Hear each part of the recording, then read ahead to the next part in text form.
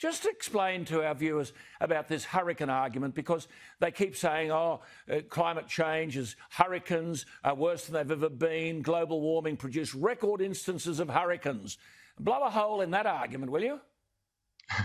Well, look, we believe from theoretical arguments that global warming will make hurricanes slightly fewer, not more as what you typically hear, but also more ferocious.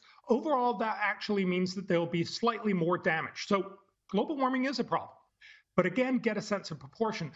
Most of us heard very much that 2020 was a record-breaking hurricane year. But actually, if you look at the amount of damage from hurricanes around the world, no, it was no such thing. Yes, they ran out of numbers or letters for the hurricanes, but that's because we have satellites, so we can identify a lot of hurricanes that we never saw before just spinning around out in the middle of the Atlantic. The Atlantic was above average, but all other regions were below. Actually, 2020 was one of the weakest hurricane years in satellite history.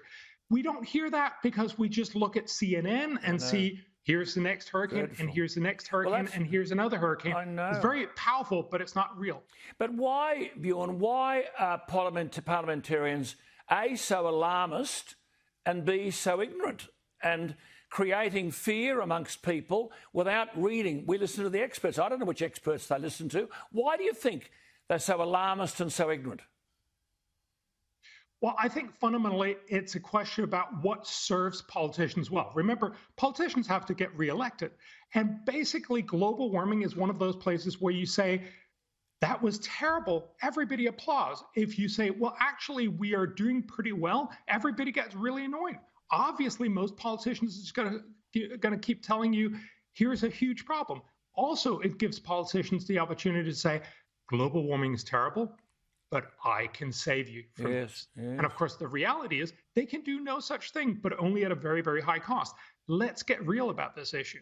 Well, the Paris Agreement, I mean, you make the point that by the UN's estimates, if all nations were to live up to their promises, it would reduce global temperatures by less than 0.05 degrees centigrade by 2100, but it would force economies to use less or more expensive energy. And you say there are many studies which show that the drag on the economies is US 1 to 2 trillion lost in GDP every year after 2030.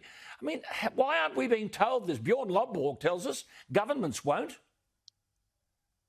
Well, I think most people, and certainly most in the know that this is going to be incredibly expensive. And that's also what you're increasingly seeing when governments have committed to net zero and are starting to realize, wait a minute, this is going to be incredibly expensive.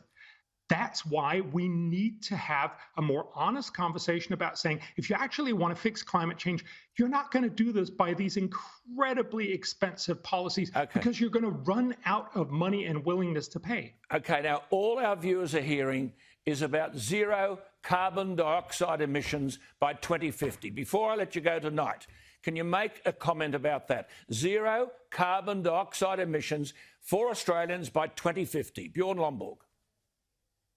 It's a beautiful argument. It's not going to be possible with today's technology. As Bill Gates point out, we're 2 or 3 dozens technological breakthroughs away from making that happen. So if we want to do this now, it's going to be phenomenally expensive. We're only going to get rich countries on board to do that. And that's no solution, because remember, 3/4 of all emissions in the 21st century will come from China, India, Southeast Asia, Africa, Latin America. And they're not going to give up their opportunity to pull their people out of poverty. They will want to get economic development rather than cut their carbon emissions. The only way we're going to fix this, the only way we're going to get to net zero, is through innovation. If we can innovate the price of green energy down below fossil fuels, everyone will switch. But if we can't, we will never fix this problem. Good on you. Good to talk to you, Bjorn, and we'll talk again. Keep in touch. Thank you always for your time and your insights. Very grateful. There he is, Bjorn Lomborg, talking to us all the way from Sweden.